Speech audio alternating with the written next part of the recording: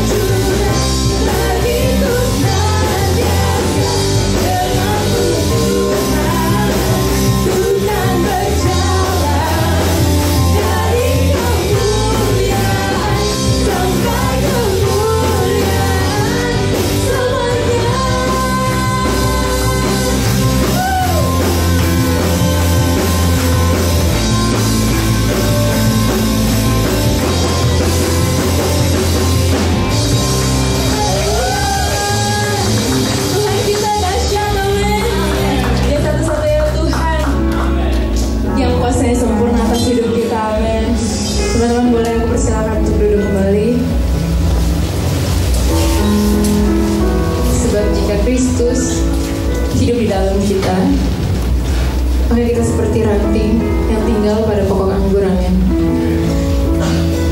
Ranting itu akan terus berbuah karena ada pokok anggur yang memberikan kehidupan. Mari biarlah hidup kita terus mendekat, melekat kepada Tuhan yang adalah pokok anggur sejati itu, supaya hidup kita boleh diubahkan, boleh disempurnakan oleh Dia.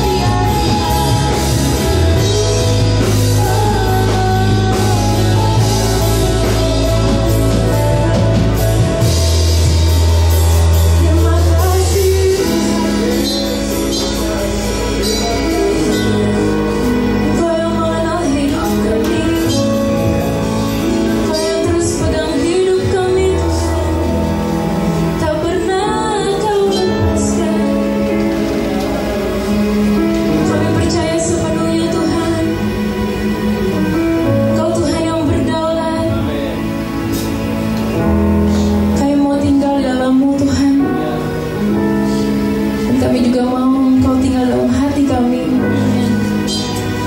supaya kami dapat mengerti isi hati-Mu Tuhan. Hidup kami boleh berarti, hidup kami boleh memuliakan Engkau Tuhan, kemanapun kami melangkah. Terima kasih Tuhan. Kalau pada pagi hari ini kami rindu untuk diberkati melalui kebenaran firman-Mu, berbicaralah kepada kami ya Roh Kudus, urapi setiap kami, supaya setiap kami dapat menangkap pesan yang pribadi yang akan disampaikan pada pagi hari ini. Terima kasih Tuhan. Kami serahkan waktu-waktu selanjutnya ke dalam tangan-Mu. Dalam nama Tuhan Yesus yang siap untuk mendengarkan firman Tuhan, sama-sama kita katakan amin. Silakan duduk teman-teman.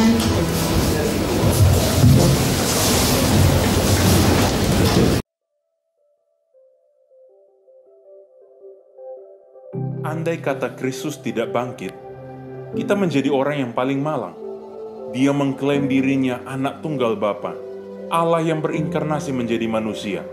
Lihatlah bagaimana dia mati, dia dikhianati, dipukul dan direndahkan, ditelanjangi dan dicambuki hingga wajah dan tubuhnya tidak berwujud seperti manusia lagi. Bukankah dia sanggup memanggil ribuan malaikat untuk menyelamatkan dirinya dan menghancurkan bumi serta isinya? Tetapi tak dilakukannya karena cintanya bagi kita. Ia harus menyelesaikan hingga akhir. Dalam matinya pun dia disalibkan di antara penjahat-penjahat. Andai kata Kristus tidak bangkit, maka peristiwa ini hanya menjadi kisah paling tragis yang pernah ada. Tetapi plot twist terjadi.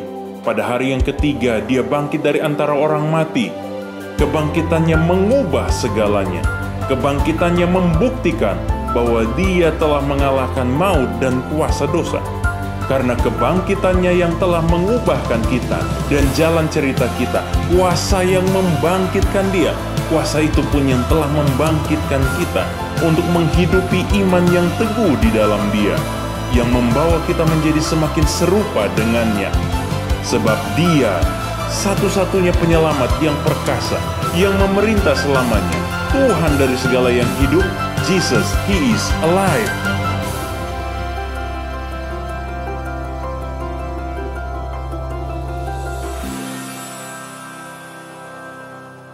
Oke, shalom semua.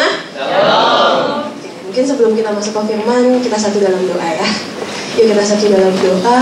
Tuhan, terima kasih kalau Engkau telah menibahkan kami semua untuk beribadah, untuk mendengarkan firman-Mu, bahkan berjumpa dengan kerabat-kerabat kami, keluarga dalam Kristus ya Tuhan. Sungguh Tuhan, kalau sebentar kami mau dengar firman-Mu, biarkan hati kami Tuhan dapati subur, biar hati kami Tuhan dapati berkenan, sehingga hati kami boleh bukan cuma mendengar, tapi kami jadi pelaku firman-Mu ya Bapa. Berkati setiap tanah hati kami, biarkan fokus kami hanya kepada Tuhan ya Bapa. Bahkan hamba-Mu Tuhan sembunyikan di balik salib-Mu ya Bapa. Dalam nama Tuhan Yesus, haleluya, amin. Oke, shalom semua. Shalom. Oke, Tuhan kencang nih, shalom semua. Shalom. Nah, udah pada makan pagi kan, ada sarapan ya. Oke, mungkin sedikit perkenalan. Nama saya Lia Angela. Saya tinggal di Jakarta tentunya. Saya melayani di salah satu ministry yang bersama kakak rohani saya. Kemudian saya kerja juga, saya lulusan Sekolah Tinggi Teologi Bethel, jurusan kependetaan. Kemudian saya bekerja di dunia F&B, jadi kalau hari weekdays saya kerja, weekend saya melayani gitu ya. Dan setiap harinya saya juga tetap pelayanan di sosial media, di Yuk Baca Alkitab gitu ya. Oke, thank you sekali lagi buat kesempatannya untuk diundang ke sini, suatu privilege buat saya. Oke. Hari ini tema khotbahnya perjumpaan dengan Tuhan mengubahkan kita. Mungkin ini terdengar biasa banget gitu ya. Perjumpaan dengan Tuhan mengubah, iyalah kita juga tahu. Banyak kok pendeta khotbah tentang hal itu gitu ya. Tapi setiap kita yang berjumpa sama orang, duduk makan, ngobrol bareng pasti pernah kan. Contohnya sekarang kita duduk bareng, pasti ada yang kalian tuh salah satu paling pasti bestie ya kan. Pernah kan? Nah, tanpa sadar, misal gitu ya, kalian punya 12 teman gitu. Tapi pasti kalian akan deket sama 3 atau 4 diantaranya. Betul ya? Yang ibaratnya kalian tuh connect banget. Mata ketemu mata, kalian udah tahu dia mau ngomong apa. Pernah ada yang kayak gitu nih, biasa cewek-cewek sih. Mata ketemu mata ketawa gitu. Yang di tengah-tengahnya bingung kenapa gitu kan. Nah, ketika kita kenal sama sahabat kita langsung kontak gitu-gitu aja bisa gitu. Karena perhatikan perjumpaan kita sama orang yang baik, benar cinta Tuhan aja sebegitunya kan. Karena kita punya keluarga dalam Tuhan di sini ya kan. Nah, itu akan mengubah kita, percaya atau enggak. Siapa yang duduk makan sama kita, siapa yang kita percayai, siapa yang kita ceritakan sesuatu, itu akan menentukan bagaimana cara kita memandang kehidupan. Perjumpaan kita sama seseorang, saya tahu mungkin gak segala sesuatu ketika kita berjumpa sama seseorang itu dia mengajarkan hal yang baik. Kadang pisau yang dia kasih ke kita, tapi dia mengajarkan sesuatu dalam hidup kita, bahwa yang kita andalin hanya Tuhan, bukan manusia, kan gitu. Mari kita buka sama-sama di Lukas 24 ayat 13 sampai 35. Lukas 24 ayat 13 sampai 35. Teman-teman yang bawa Alkitab boleh dibuka, yang nggak bawa, kayaknya saya nggak masukin slide sih, saya ingat saya. Oke. Judul perikopnya itu Yesus menampakkan diri di jalan ke Emmaus. Mungkin karena ini ayatnya terlalu banyak, sampai 35 gitu ya. Bahkan poin saya ada sampai ke ayat 52-nya gitu ya. Teman-teman bisa baca, pastikan dibaca ya di rumah gitu ya. Nah, bicara mengenai Lukas sedikit backgroundnya gitu ya. Sebelum kita harus mengenal nih tradisi di zaman Lukas ini kayak apa. Lukas termasuk salah satu kitab Injil gitu ya. Nah, di zaman itu mereka punya pemikiran Mesias itu sesuatu yang nyata, raja yang nyata, raja yang bisa membuat mereka merdeka, raja yang bisa membangkitkan tahta Daud kembali, sehingga apa? Membawa kembali Israel kepada kejayaan. Di Kisah Rasul 1 ayat 6 teman-teman bisa buka. Nah, kitab Lukas Perjanjian Baru ini sangat mengajarkan kita dan pasti banyak hal tentang Yesus yang ditulis gitu ya. Nah, hal ini membawa kekecewaan bagi para murid. Tahu nggak kenapa? Karena Mesias di pikiran mereka itu berbeda dengan Mesias yang kita kenal sekarang, Yesus. Itu sangat beda. Kita menganggap Mesias itu waktu itu, zaman itu, Mesias itu nggak akan mati. Mesias itu nggak mungkin dipermalukan orang. Tapi nyatanya hari itu mereka harus melihat bahwa Mesias, guru mereka harus dipermalukan. Guru mereka harus ditikam, disalib bang. Salib di zaman itu tuh punya arti tuh hina banget gitu loh. Tapi sekarang salib bagi kita itu kemuliaan, betul ya? Amin. Nah, mereka berharap merdeka dari politik di zaman itu, penjajahan Romawi segala macam. Namun nyatanya Yesus harus mati dan dua murid ini kecewa. Makanya dikatakan dua murid ini lagi jalan ke Emmaus gitu kan. Nah, Emmaus sendiri adalah nama kota, teman-teman. Dan kota ini artinya apa? Nggak ada artinya. Kenapa? Karena mereka kehilangan makna hidup di saat itu. Mereka sangat kehilangan makna hidup. Kenapa? Orang yang mereka agung-agungkan, orang yang bersama dengan mereka, orang yang mereka lihat banyak melakukan mujizat bagi mereka di zaman itu harus mati di salib. Dan hal ini karena siapa harus mati di salib? Karena kita hari ini. Demi siapa? Demi kita hari ini. Dan Lukas 24 ayat 13 sampai 15 ini, kalau kita cek di Alkitab itu nyambung ke Markus 16 ayat 12, di mana dikatakan Yesus menampakkan diri dalam rupa yang lain kepada dua orang ini. Gitu ya. Nah, kenapa Yesus menampakkan diri dalam rupa yang lain? Karena mereka tahu, karena Yesus tuh tahu mereka kecewa akan kematian Yesus. Mereka kecewa. Mereka kecewa karena mereka merasa ditinggalin gitu loh. Contoh kita kalau punya bestie gitu ya, ninggalin kita, kok ninggalin sih gitu kan? Ya kalau cewek sih biasa, kalau cowok sih santai aja, cool-cool aja gitu.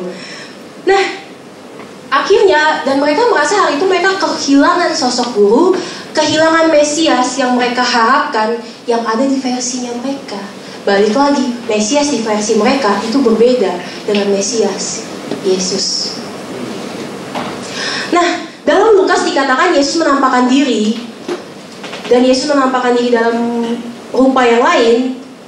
Kenapa murid-murid gak kenal dia? Kan murid-murid gak sama-sama tahu sama dia. Kenapa pertanyaannya kenapa gak kenal dia? Simpel teman-teman, karena mereka penuh sama kekecewaan. Mereka kecewa apa? Kecewa Tuhan tinggalin mereka, kecewa. Poin pertama, kekecewaan.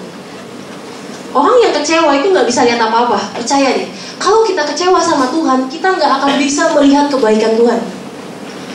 Dan hal ini percuma. Kita mau ngomong tentang perjumpaan, kita nggak akan alami. Karena apa? Hati kita masih penuh kekecewaan.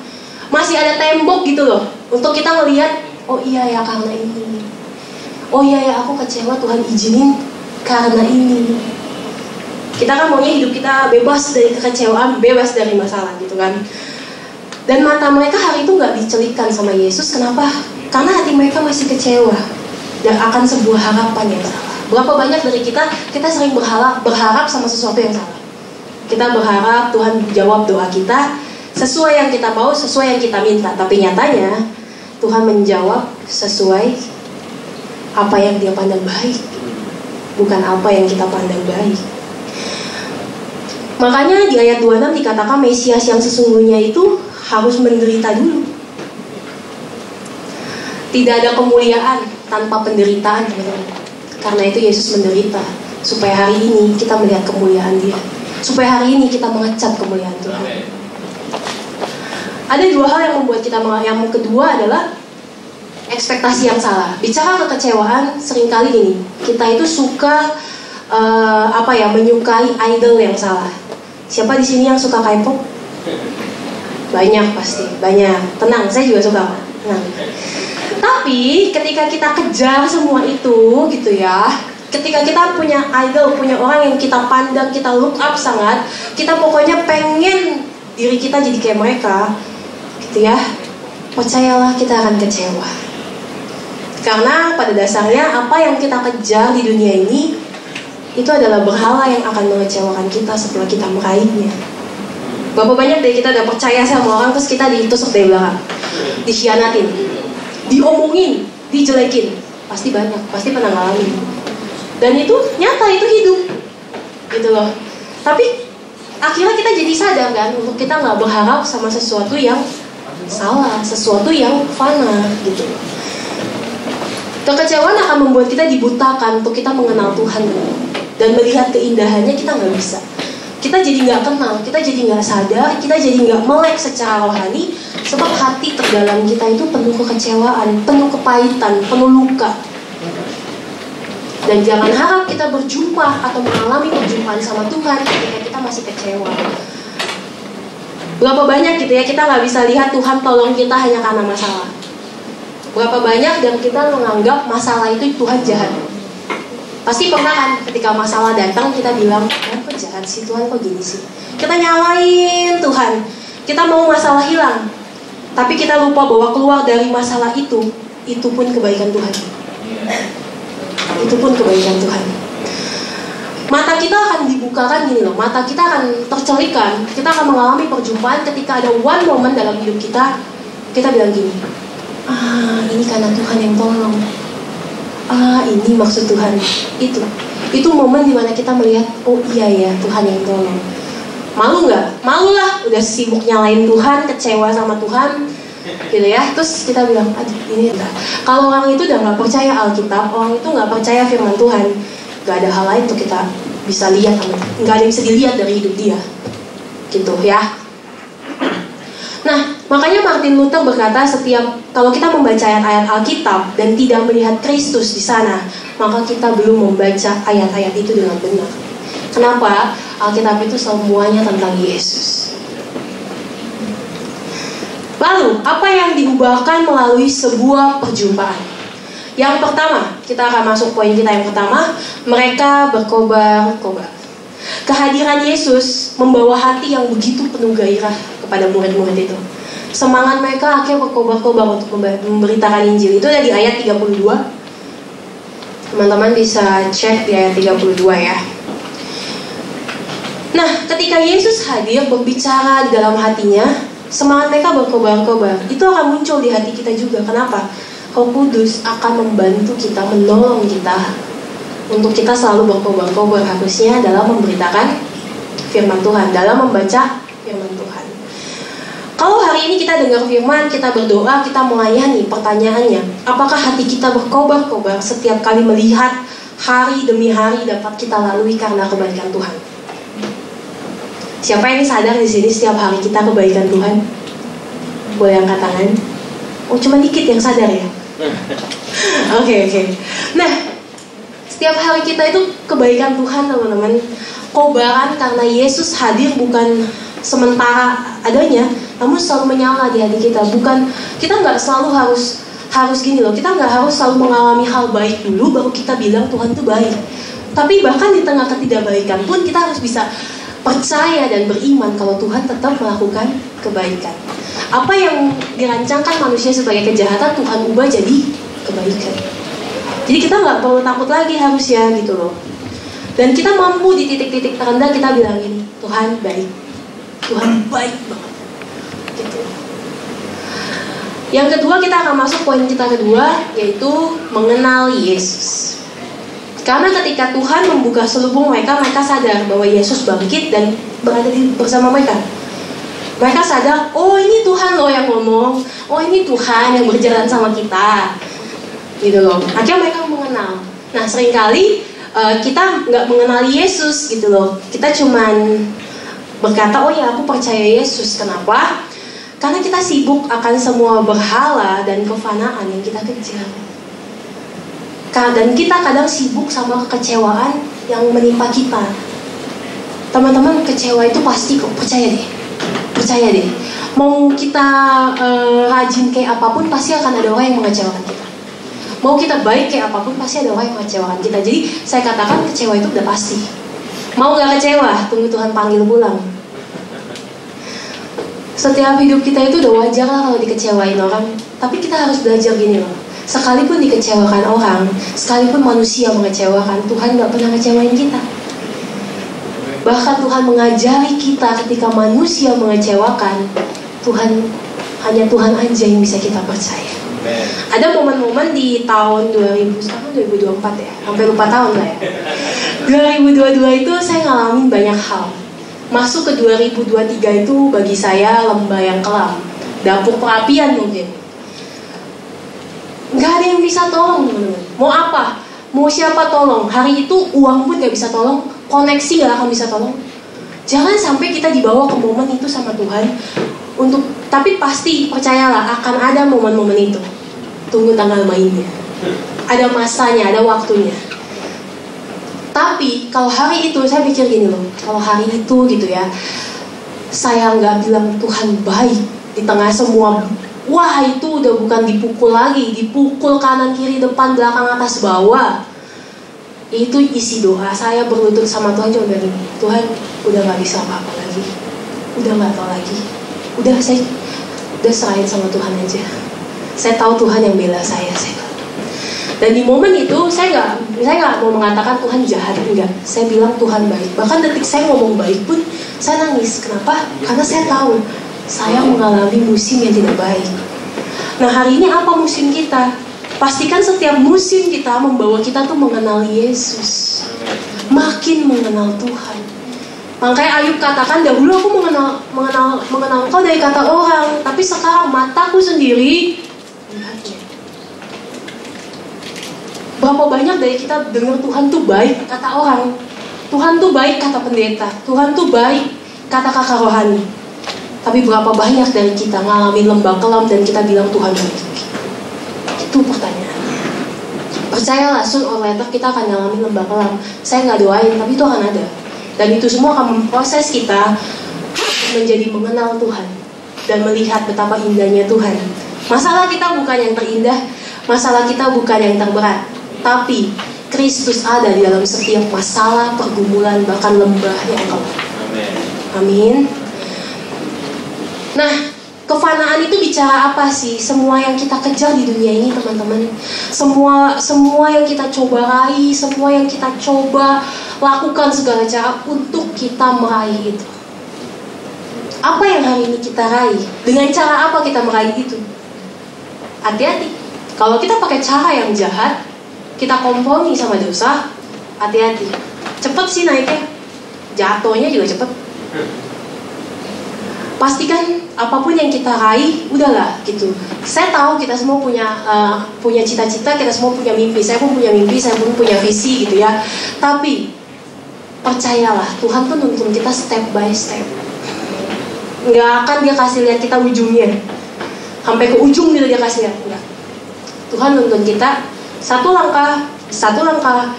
langkah, mungkin ngalamin ombak, ngalamin kenaikan lagi, didropin lagi, itu akan terjadi. Itulah kehidupan. Harus ada satu musim memang di hidup kita untuk kita tuh sadar dan mengenal Tuhan. Satu musim itu biasanya bukan sesuatu yang mudah, teman-teman. Harus ada satu musim, dan satu musim itu biasanya nggak mudah. Banyak air mata di situ, banyak teriakan di situ, banyak apa lagi ya? Banyak air mata sih, gitu, ya. Dan seringkali kesakitan bahkan dalam prosesnya, tapi nggak apa-apa. Lewat itu Tuhan buka selubungmu, Dia menghampiri kamu dan Dia berkata, tidak percayakah kamu akan aku? Dia akan bertanya gitu, tidak percayakah kamu, bahkan dikatakan bahwa aku bangkit, aku Allah yang hidup.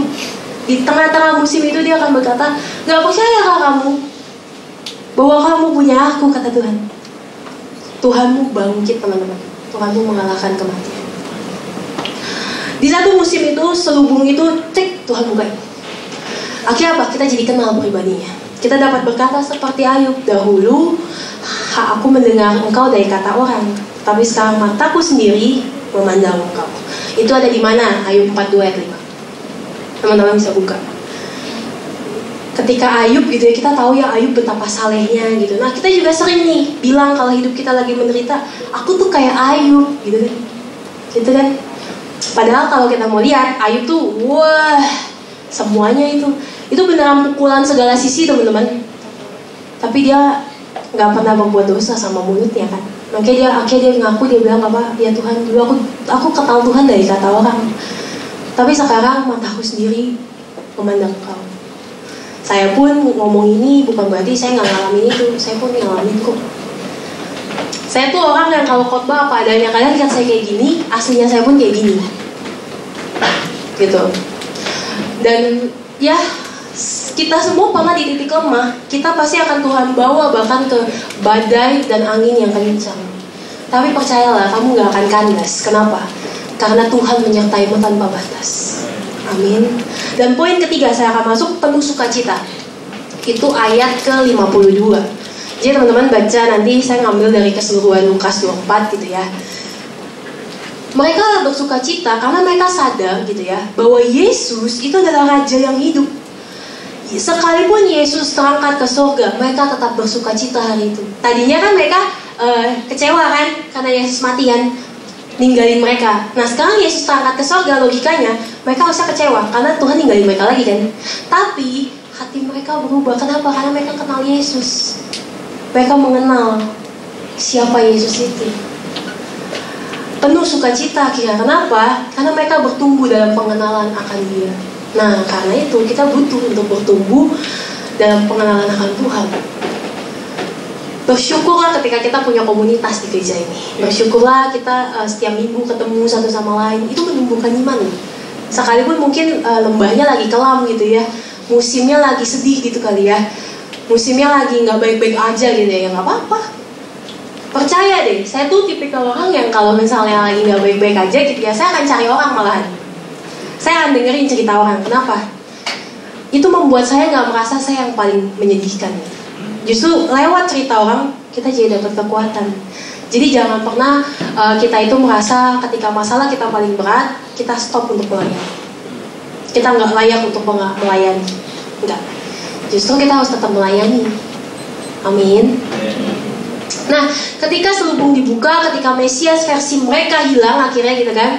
Ingat ya, konsep Mesias di zaman itu adalah raja yang nyata, yang mampu membuat mereka keluar dan tahta Daud dibangkitkan kembali gitu loh. Nah, ketika selubung itu dibuka, Mesias versi mereka itu keluar, ibaratnya udah nggak ada lagi karena mereka mendapatkan apa? Pengenalan yang baru akan Tuhan, perjumpaan yang indah. Disitulah mereka penuh sukacita. Teman-teman, kalau dipikir-pikir gitu ya, hari ini saya selalu bersukacita sama proses Tuhan di 2022 sampai 2023 akhir. Wah, itu roller-coaster memang. Tapi sampai hari ini kalau saya nengok ke belakang, saya bilang, Tuhan makasih. Kenapa? Karena saya tahu saya nggak mau lagi berharap sama manusia. Karena saya tahu yang paling berharga bukan apa yang saya raih, tapi yang paling berharga adalah ketika saya punya Tuhan. Makanya saya selalu katakan gitu ya, Yesus itu paling berharga lebih dari apapun dan lebih dari siapapun. Kenapa? Karena ketika saya di titik terendah, Dialah sinar yang membuat pengharapan saya gak redup. Amin.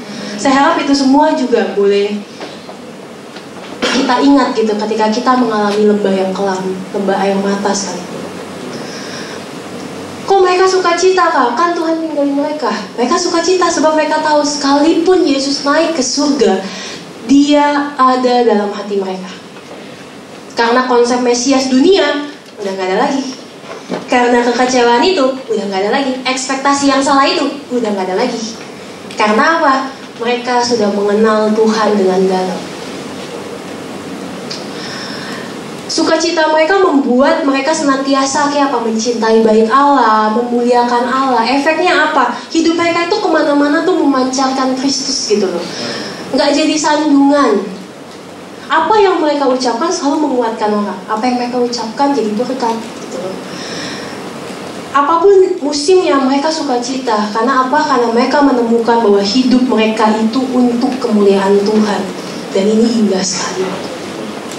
Makanya John Piper katakan, sukacita bukanlah suatu pilihan, tapi lebih dalam. Ini adalah respon spontan yang diberikan Tuhan untuk melihat Tuhan sebagai sesuatu yang diingin. Teman-teman, saya akan stop di sini dulu. Kita harus mengingini Tuhan lebih dari apapun. Masalah apa yang kita butuhkan, percayalah Tuhan, lu sanggup. Apapun itu. Dan bahkan kita harus merasakan Tuhan sebagai sesuatu yang lebih baik. Kita harus sadar Dia lebih baik daripada apapun di dunia ini. Kalau orang baik, kadang punya niat terselubung. Tapi kalau Tuhan baik, ya karena memang Dia adalah kebaikan yang tak terbatas. Dialah pribadi yang paling baik. Yang lebih, bahkan dikatakan apa yang lebih disukai daripada kepuasan lain. Kita merasa puas dengan apa yang kita punya hari ini. Kita merasa puas mungkin dengan talenta yang kita punya hari ini. Kita merasa puas dengan nilai yang kita raih hari ini. Bahkan kita merasa puas dengan pekerjaan yang kita punya hari ini. Tapi nyatanya kepuasan kita hanyalah ketika kita melihat Tuhan sebagai pribadi yang tak tergantikan. Kalau hari ini kita masih melihat hal-hal itu yang tadi saya sebutkan lebih berharga, hati-hati. Bertobat teman-teman. Jangan sampai dijungkir balikin dulu baru sadar, oh cuma punya Tuhan aja gitu. Amin. Akhirnya apa? Saya akan tutup. Perjumpaanku bersama dengan Kristus mengubahkanku berarti apa? Kita yang begitu bobrok, kita yang lemah, kita ini manusia yang berdosa, yang gak layak kadang. Bahkan kadang-kadang kita gagal, penuh luka, namun menjadi indah dan berharga. Oleh karena apa? Karena kematiannya bagi kita. Kita gak akan pernah bisa bayar ini teman-teman. Kita gak bisa bayar. Kita itu harusnya disalib. Kita itu harusnya yang ditikam. Kita yang harusnya dipermalukan. Tapi Yesus ambil semua itu. Dia rela dipermalukan agar hari ini hidup kita gak dipermalukan. Sekalipun manusia mempermalukan, tapi Tuhan ubah itu semua jadi kebaikan. Sekalipun hari ini mungkin kita mengalami yang namanya ditinggalkan, terpisah, Tuhan mengalaminya. Yesus mengalami ditinggalkan. Hari itu dia berteriak, Allahku, Allahku, mengapa engkau meninggalkan aku? One moment itu dia berteriak, Allahku, Allahku, mengapa engkau meninggalkan aku? Tahu gak kenapa? Supaya hari ini setiap kita yang berseru, Tuhan aku gak mampu lagi, Tuhan sakit Tuhan rasanya, Tuhan aku gak kuat lagi, Tuhan pengharapanku hilang, Tuhan aku mau nyerah. Dan ketika kita berteriak itu sama Tuhan, Tuhan bilang apa? Aku tidak pernah meninggalkan engkau. Bahkan dia bilang apa? Sampai masa tuamu aku tetap dia, sampai masa putih rambutmu aku akan menggendong kamu. Yesaya 46:4. Hal itu adalah harusnya kabar baik bagi kita, bahwa apapun teriakan kita, Tuhan mendengar. Sekalipun manusia gak perhitungkan, sekalipun manusia gak peduli, gak apa-apa teman-teman, gak apa-apa. Yang penting Tuhan peduli sama kita. Dan Tuhan gak tinggalin kita. Di 2022 ke 2023 itu ditinggalin orang, udah pastilah saya mah. Gak apa-apa. Difitnah gitu ya, gak apa-apa. Dipermalukan orang, gak apa-apa. Bahkan saya hari itu, saya datang ke kakak rohani saya dengan nangis gitu ya, karena saya gak punya kekuatan. Saya gak punya kekuatan apa-apa lagi. Ketika saya ditolak, ketika saya dijahatin, saya gak punya kekuatan. Tapi hari itu Tuhan tata ulang hati saya. Kenapa? Saya jadi melihat cuma Tuhan yang saya punya. Apapun terjadi gak apa-apa. Selama saya punya Tuhan, saya aman. Sekalipun anginnya gak enak banget. Tapi hari itu ketika saya datang ke kakak rohani saya, dia cuma bilang, gak apa-apa deh, gak apa-apa. Tuhan mau bikin kamu indah.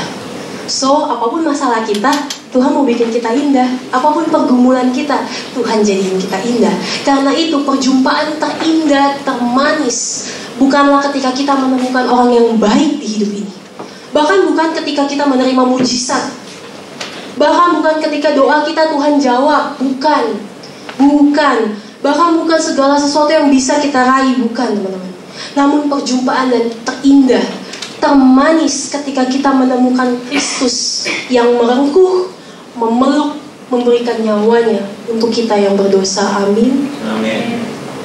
So, hari ini jadikanlah dia yang termanis di hidup kita. Apapun musimnya, apapun keadaannya, apapun badainya. Mau orang tutup pintu sama kita, percayalah pintumu dari Tuhan, bukan dari manusia. Mau Tuhan tutup jalan kita, percayalah jalanmu Tuhan yang bukain, bukan manusia. Tuhan pakai manusia untuk bukain itu. Makanya, ayo bangunlah kehidupan doa setiap hari. Anak-anak kita masih muda kan? Saya juga masih muda kok. Kita anak-anak muda, ayo bangun kebiasaan. Pagi-pagi tuh berlutut doa sama Tuhan. Ucap syukur kita masih melek. Ucap syukur napasmu tuh gak sesek hari itu. Ucap syukur. Oh gak sempet kak. Kita kan bisa ya doa tuh dalam hati di jalan. Saya juga kalau mau bilang gak sempet, saya gak sempet kok. Tapi saya di jalan, saya lihat langit aja gitu ya. Cuacanya panas gitu, tapi saya lihat langit biru, saya bilang Tuhan baik, makasih ya Tuhan. Dan saya selalu bilang, makanya kalau misalkan kita menjadikan dia yang termanis dan terindah di hidup kita, percayalah buah hidupmu pasti manis dan indah. Dan orang bisa berkata ada Tuhan dalam hidup kita. Amin. Yuk kita satu dalam doa. Tuhan, mengucap syukur ya Tuhan buat setiap firman yang disampaikan. Tuhan, biarkan kami semua melihat keindahannya Tuhan. Biarkan kami semua merasakan betapa berharganya Tuhan di setiap musim kehidupan kami. Kami tahu Tuhan, kami jauh dari kata sempurna, tapi kami tahu kasih-Mu begitu sempurna, anugerah-Mu begitu besar bagi setiap kami. Kadang Tuhan, kami gak layak mungkin menerimanya, tapi Engkau melayakkan kami ya Tuhan. Makasih Tuhan buat setiap pelukan-Mu di dalam hidup kami, tangan-Mu di dalam setiap hidup kami, tuntunan dan kasih-Mu dalam hidup kami. Tuhan, jadikan kami pribadi yang mengalami perjumpaan dengan Tuhan, bukan dari kata orang, tapi karena kami mengalami itu ya Tuhan. Kuatkan kami dalam setiap musim-musim yang gak indah, musim-musim yang gak baik mungkin. Biarkan kami melihat betapa indahnya Tuhan di dalam hidup kami. Tuhan, tata ulang hati kami sehingga kami melihat Tuhan sebagai pribadi yang berharga, Bapa yang baik, Bapa yang setia. Berkati ya Tuhan setiap firman yang ditabur gak sia-sia, tapi jadi berkat, jadi kehidupan bagi kami. Dalam nama Tuhan Yesus, haleluya, amin.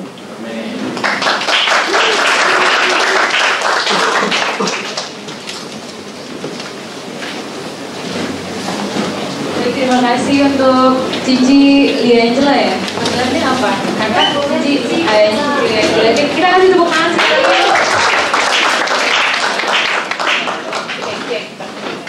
Tes. Oke. Tes. Halo. Oke udah. Terima kasih Ci. Tes. Ya udah. Berarti kita semua di sini jangan ada yang takut ya kalau kita mungkin lagi ada di musim yang kelam ya Ci ya. Karena di situ Tuhan benar-benar kerasa dekat. Terima kasih ya Kak untuk true story-nya. Nggak konsisten nih Cika. Oke, teman-teman, sebentar kita akan memberikan persembahan kita kepada Tuhan. Silakan untuk mempersiapkan, dan juga untuk yang bertugas hari ini boleh mempersiapkan diri.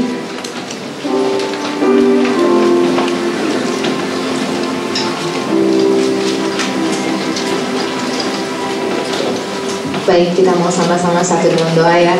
Bapak, terima kasih Tuhan kalau pada pagi hari ini mata kami dibukakan, hati kami juga dibukakan Tuhan dengan kebenaran firman-Mu. Kami kembali disadarkan Tuhan bahwa perjumpaan yang paling indah adalah saat kami tahu Engkau satu-satunya Tuhan dalam hidup kami. Kami mengenal Tuhan yang berkuasa dalam hidup kami. Terima kasih Tuhan, Engkau yang kalau sebentar kami akan memberikan persembahan, kiranya kami memberikan dengan hati yang penuh sukacita kepada Tuhan, karena Engkau Tuhan yang telah memberikan yang terbaik kepada kami terlebih dahulu. Engkau yang memberkati setiap tangan-tangan yang memberi, dan kiranya persembahan kami ini Tuhan boleh memperluas kerajaan-Mu ya Tuhan. Terima kasih Bapa, dalam nama Tuhan Yesus yang siap untuk memberi, sama-sama kita katakan amin.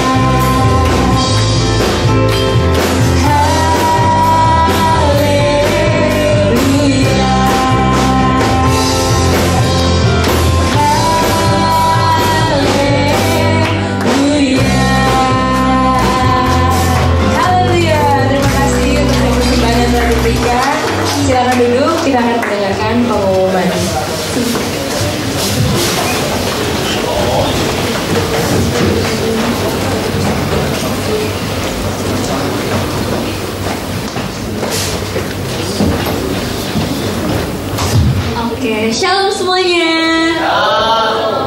Ya, hari ini aku mau bacain pengumuman. Pertama-tama terima kasih untuk Kalia Angel yang udah membawakan firman Tuhan yang tadi udah disampaikan. Semua terberkati ya, amin. Amin. Oke, terima kasih juga buat teman-teman yang udah melayani di baik yang di depan maupun yang di belakang. Semoga Tuhan yang memberkati pelayanan kalian semua juga. Minggu depan kita akan beribadah kembali bersama-sama di sini di jam yang sama. Semua bisa ikut beribadah lagi ya minggu depan di jam dan tempat yang sama. Oke. Nah, selanjutnya ada beberapa hal yang mau disampaikan. Mungkin boleh diputerin dulu ya videonya. Kita semua pasti tidak asing lagi dengan istilah tak kenal maka tak sayang. Pada dasarnya, cara untuk bisa mengasihi orang lain adalah pertama-tama dengan mengenal orang itu terlebih dahulu. Saat kita lebih mengenal orang-orang di sekitar kita, siapa nama mereka, dari mana mereka berasal, kehidupan seperti apa yang mereka jalani, normalnya kita secara alami akan semakin mengasihi, menghargai, dan mempedulikan mereka. Ini tidak hanya berlaku kepada orang, namun hal lain dalam kehidupan kita yang menarik bagi kita. Kita ingin belajar banyak tentang apapun yang menarik minat kita tersebut, seperti buku, kota, karya seni, situs bersejarah, bahkan hobi. Semakin banyak yang kita pelajari, maka kita akan semakin menghargai yang kita pelajari tersebut. Karena kita mengasihi Tuhan, maka kita juga tentu ingin semakin mengenal Tuhan melalui firman-Nya, yaitu Alkitab yang kita pelajari dengan sungguh-sungguh. Seperti belajar tentang nilai-nilai iman Kristen yang perlu dihidupi dalam keseharian kita, belajar tentang latar belakang sejarah dalam Alkitab, tentang konteks sosial budaya dunia kuno, dan juga belajar tentang isu-isu terkini yang memerlukan perhatian dan respon yang benar dari kita sebagai umat percaya. Untuk itu, Gereja Sirang Jemaat Batu Tulis melalui Departemen Pemuritan menyediakan wadah bagi Bapak Ibu Saudara-saudari sekalian yang rindu belajar Alkitab. Adapun pembelajaran Alkitab dalam bentuk pendalaman Alkitab bagi pemula yang akan diadakan secara online setiap Senin di minggu ketiga setiap bulannya. Pendalaman Alkitab ini terbuka bagi siapapun. Segera daftarkan diri Anda. Tuhan Yesus memberkati. Oke. Iya, jadi ini kelas pendalaman Alkitab pertama. Boleh yang terakhir itu di Fox, boleh nggak? Iya, yang terakhir. Bisa nggak? Di video yang ini, yang tadi slide terakhirnya. Nah, iya, ini boleh dipasti. Jadi besok ya, tanggal 22 April, hari Senin, kelas pertama Mind versus Heart. Kalau misalnya ada teman-teman yang tertarik buat ikut pendalaman Alkitabnya, boleh daftarkan ke Kak Mel ya, di nomornya. Kalian bisa foto atau nanti bisa di-share juga di grup ya, di grup kita NJ Students and Youth. Buat teman-teman yang belum ada di grup, boleh kasih tahu pengurus juga supaya bisa di-invite. Oke, nah ya sebenarnya nyambung ya sama apa yang tadi udah disampaikan Kalia juga. Kalau soal poin kedua ya tentang mengenal Yesus gitu. Kita mau lebih mengenal Yesus lagi dari pendalaman Alkitab, atau bisa juga kalian ikut Christianity First gitu ya. Karena kebetulan kita juga lagi adain pendaftaran lagi buat kelas Christianity First 1 dan 2. Bakal diadain mulai tanggal 12 Mei 2024. Nah, teman-teman boleh daftarin diri juga mulai dari sekarang. Yuk kita sama-sama mengenal Yesus lebih lagi, bukan cuma dari kata orang, bukan cuma dari dari khotbah yang kita dengerin hari ini, tapi juga dari kelas-kelas gitu ya. Nah, teman-teman juga kalau misalnya mau ikut pelayanan, itu kan harus ikut Christianity First dulu tuh. Nah, jadi sekalian juga. Kita juga lagi ada rekrutmen pelayan. Tadi udah ada posternya juga ya. Lagi ada rekrutmen pelayan, ada video juga ya. Oh ya, boleh.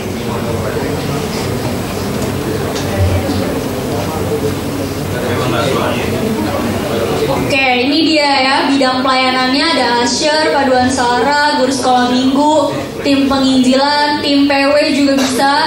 Terus tim produksi kayak acara, momen, service assistant, kameramen, video editor, dan desain. Syarat-syaratnya kalian harus terdaftar sebagai anggota, terus jadi anggota KKA juga. Kalau di kita mungkin anggota e-group gitu ya. Yang ketiga harus lulus kelas CF2. Lalu terakhir nanti ada audisi dan wawancara. Pendaftarannya ditutup tanggal 28 April 2024, berarti minggu depan. Jadi teman-teman kalau yang tergerak untuk melayani, aku harap sih semua ya, karena Jemaat Energize harusnya bisa ayo terlibat bareng-bareng di Energize gitu. Bisa daftarin diri ke pengurus ya, pengurus atau di atau Ucup atau mungkin Kajon ya, atau ke kantor public service. Oke. Udah sih itu aja. Buat yang belum data ulang boleh secepatnya kasih tahu pengurus juga supaya dikasih link. yang VIP list juga kalau mau. Terus buat teman-teman yang e-group, jangan lupa ada e-group hari ini. Dan terakhir, apakah ada jiwa baru? Nggak ada ya? Oke. Terima kasih buat teman-teman yang udah setia di Energize dan datang terus. Semoga datang lagi minggu depan. Oke deh. Kita sekarang mau berdoa. Jadi yuk bangkit berdiri. Kita berdoa.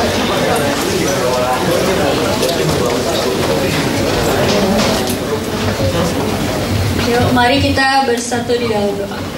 Tuhan Yesus, terima kasih Tuhan kalau hari ini kami bisa berkumpul bersama Tuhan di Energize ini. Kami percaya Tuhan bahwa firman yang tadi kita dengar itu bukan suatu kebetulan dan bisa memberkati kami juga Tuhan mulai dari hari ini dan seterusnya juga. Dan kami percaya Tuhan bahwa perjumpaan dengan Tuhan itu bisa mengubahkan hidup kami juga Tuhan ke depannya. Tuhan, sekarang ini kami udah mau pulang atau melanjutkan aktivitas kami masing-masing. Biarlah Tuhan yang memimpin juga. Kan kami berdoa juga Tuhan buat pembicara hari ini, Kalia yang sudah membawakan pesan dari Engkau Tuhan. Biarlah Tuhan berkati dia, pelayanannya, keluarganya, usahanya. Biarlah Tuhan yang pimpin dia terus supaya dia bisa jadi berkat dimanapun dia berada. Kami juga berdoa Tuhan buat pelayan-pelayan-Mu yang melayani hari ini. Biarlah Tuhan yang tahu pergumulan mereka masing-masing dan Tuhan yang memulihkan mereka juga. Dan biarlah pelayanannya memberkati banyak orang juga di Energize Tuhan terutama. Dan kami juga berdoa buat Energize people yang udah hadir maupun yang mungkin ada berhalangan. Biarlah Tuhan yang pimpin mereka terus Tuhan, kehidupan kami Tuhan. Engkau yang berkati, Engkau yang pulihkan segala sesuatunya. Kalau ada yang sakit atau ada masalah, biarlah Engkau yang beri jalan keluar Tuhan. Kami berdoa juga buat gereja kami, Gereja Batulis. Tuhan pimpin gereja ini supaya bisa jadi gereja yang berkati jemaat-jemaatnya dan juga bisa menjaga jiwa-jiwa. Berdoa buat Indonesia juga Tuhan, buat bangsa dan negara kami. Biarlah Engkau yang terus memberkati negara ini Tuhan, sehingga bisa menjadi semakin lebih baik hari demi hari Tuhan. Tuhan pimpin dari pemimpinnya hingga jajaran-jajaran yang terendah. Biarlah Tuhan yang berkati semuanya sehingga mereka bisa menjalankan tugasnya dengan baik juga Tuhan. Kami juga berdoa Tuhan khususnya untuk gembala kami Tuhan, Om Peter yang kemarin ini sempat berulang tahun Tuhan. Biarlah Tuhan pimpin dia juga Tuhan supaya bisa terus memuliakan Engkau Tuhan selama hidupnya Tuhan. Kami juga berterima kasih Tuhan, memiliki gembala yang baik juga Tuhan yang sudah mau memimpin dan memberikan program-program yang bisa membantu kami untuk lebih mengenal Engkau lebih dalam lagi, menjadi murid-Mu juga Tuhan. Biarlah kedepannya terus Tuhan Engkau pimpin. Sekarang kami pulang, biarlah Tuhan yang berkati kami juga. Untuk teman biar boleh angkat tangannya untuk menerima berkat. Energize people yang diberkati oleh Tuhan, pulanglah dengan memperhatikan setiap kebenaran firman Tuhan yang tadi kita sudah dengarkan bersama-sama.